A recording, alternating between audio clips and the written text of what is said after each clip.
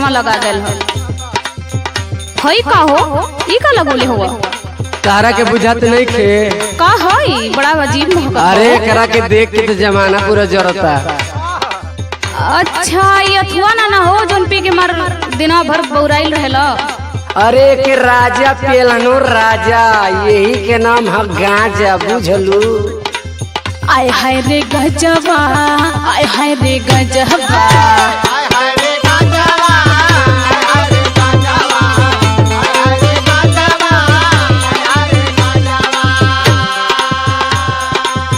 एही के चलते सैया भइले नो से बजबा एही के चलते सैया भइले नो से बजबा आय हाय रे गजबा आय हाय रे गजबा।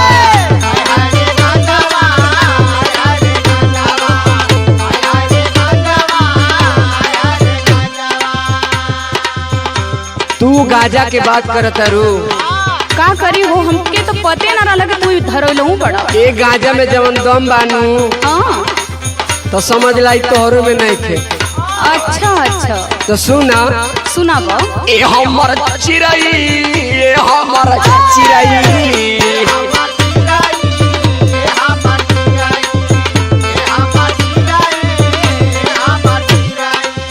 का हो ए हमर चिरई ए हमर चिरई ए हमर चिरई ए हमर चिरई कहवा तू पवलू या ना मोलबाई बिरई कहवा तू पवलू या ना मोलबाई बिरई ए हमर चिरई ए हमर चिरई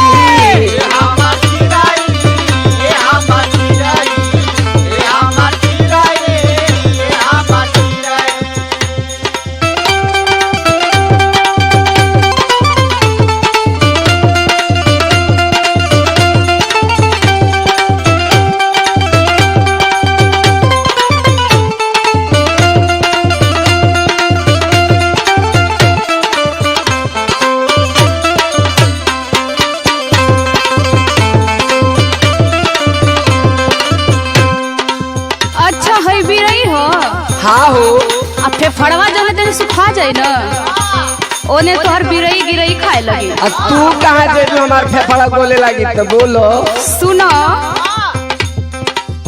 ना जाने कर में कौन बमा जा।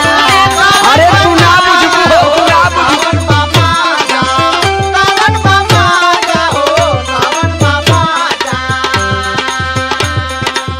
पठानी योन रहे सुख गईले राजा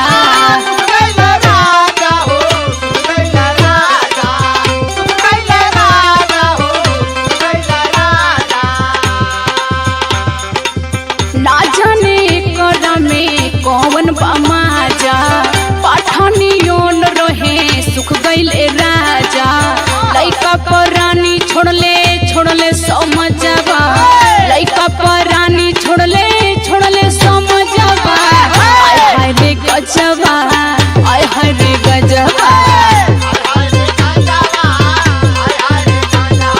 ये गाजा तो हमार जिंदगी चौपट कर देलस।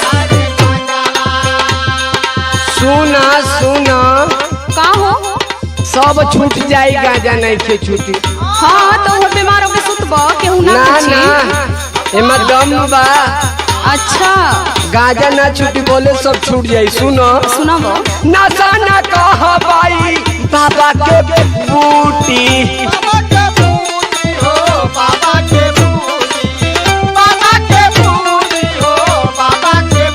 और सुना सुनाबा छोटी जमाना बाकी ई नहीं छूटी।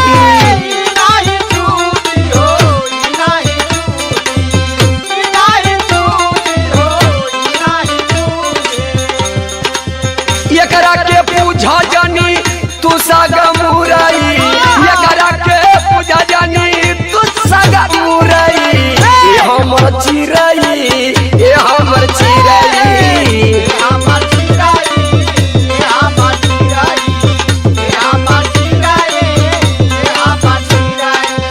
आय हाय रे गजबा आय हाय रे गजबा ए हमर चिरई ए हमर चिरई आय हाय रे गजबा आय हाय रे गजबा। ए हमर धनिया ये हमर चिरई। आय हरे गजबा, आय हरे गजबा।